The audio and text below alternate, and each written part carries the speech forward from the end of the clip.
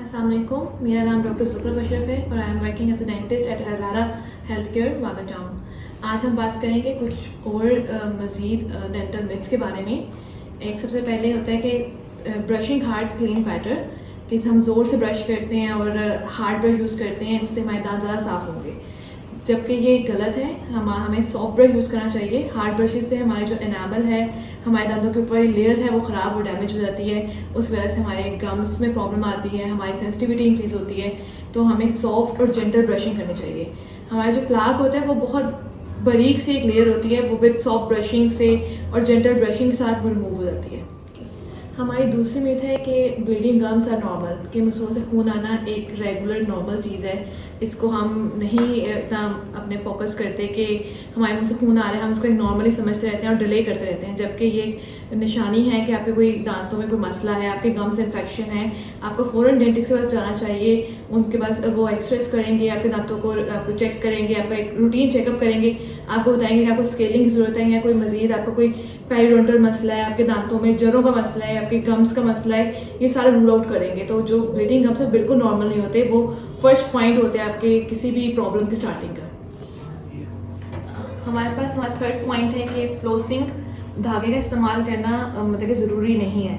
हमारे पेशेंट्स बहुत कहते हैं कि उनको तो पता ही नहीं है कि धागे का इस्तेमाल कैसे करते हैं और क्यों करते हैं। तो धागे का इस्तेमाल ये होता है कि हम दांतों के दरमियान में जो हमारी स्पेस होती है, जहाँ हमारे नॉर्मल ब्रश नहीं जा सकता, तो वहाँ हम थ्रेड होता है डेंटल फ्लोस के नाम से, उसको हम यूज़ करते हैं दांतों के दरमियान में, मतलब कि इन एंड आउट करते हैं। उससे जो हमारे दांतों के दरमियान में खाना फंसा होता है या कोई फूड पार्टिकल्स या कोई भी बैक्टीरिया हो तो वो उसमें रिमूव हो सकता है। ये बहुत ज़रूरी होता है हमारी डेंटल हेल्थ के लिए, हमारी गम्स की हेल्थ के लिए। हमें वंस अ वीक तो करना ही चाहिए, वैसे डेली करना चाहिए, लेकिन वंस अ वीक अगर आपके पास टाइम नहीं है, क्योंकि इट्स टाइम टेकिंग, तो आपको वंस अ वीक इसको करना चाहिए।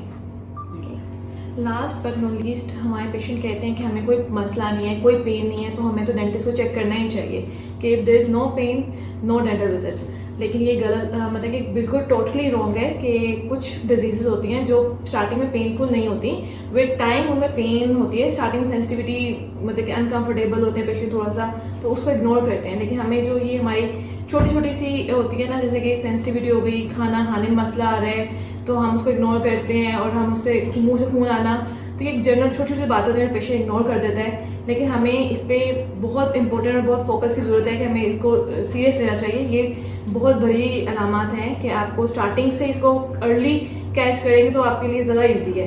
Early precautions is better than late procedures.